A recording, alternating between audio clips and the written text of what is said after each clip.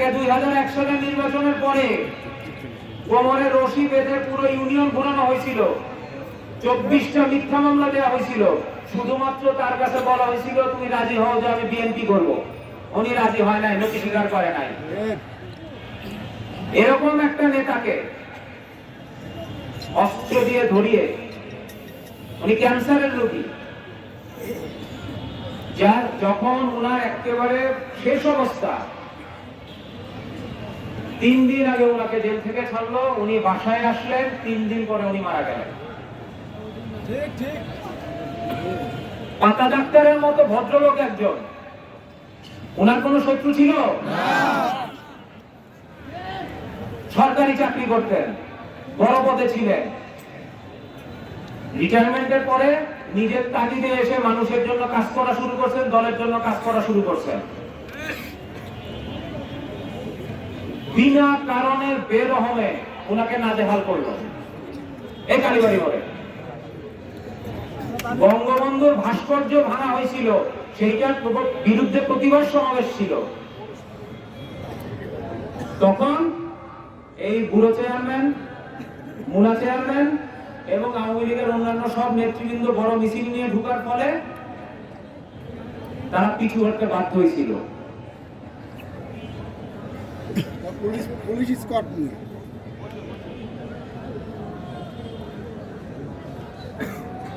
এই ঘটনাগুলো কি আমরা ভুলে যেতে পারি? ক্ষমা করতে পারি, ভুলে তো যেতে পারি না।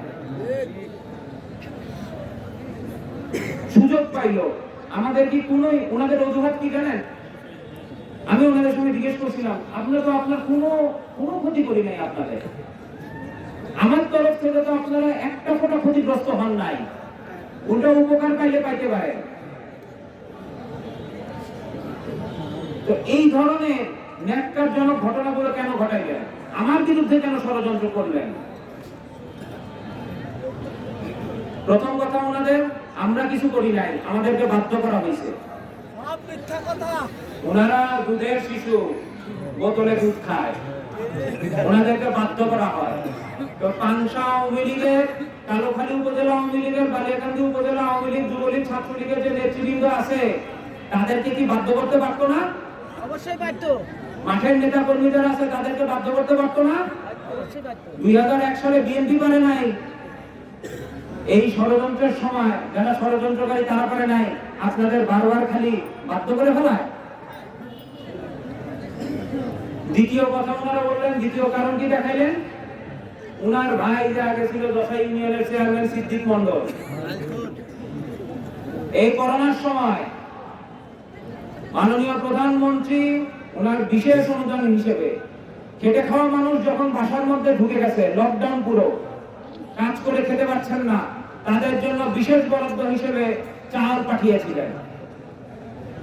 সেই চাল চুরি করে ধরা পড়ল।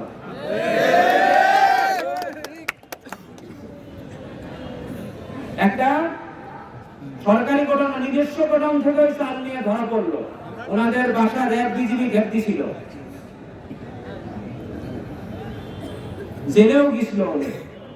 তাদের কথা হলো, তোমরা ঠেকাই জানা কেন? আহারে আবদার, গরিব মানুষের চাল চুরি করবে, চুরি করে ধরা খাবে, জেলে যাবে, এমনও না যে আমরা ধরাই দিছি, আমরা ঠেকাইলাম না কেন সেটা আমাদের দোষ হয়ে গেছে। অনেক বড় দোষ করছি নাকি বলেন? বললো আবারও যখন এই ষড়যন্ত্র কাটায়, উপরওয়ালা মালিকের রহমত, আপনাদের সমর্থন, দোয়া, ভালোবাসা,